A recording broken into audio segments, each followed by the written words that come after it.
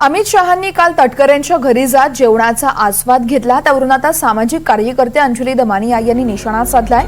कालचा photo share करत त्यांनी खंत व्यक्त केली आहे। त्यांनी ट्विट नेमकं काय केलंय ते आपण पाहूयात। हा फोटो बघून तळपायाची आग मस्तकात गेली।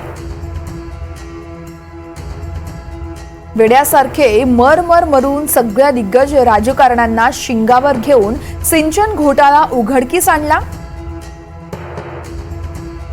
आयुष्याची 12 वर्ष वाया घालवली, तसेच आयुष्याची 12 वर्ष वाया घालावी, स्वतःच्या खिशातले पैसे घालून हायकोर्टात लढले, त्यावर भाजपने केवळ राजकारण केलं असा सवाल दमानिया यांनी उपस्थित केलाय।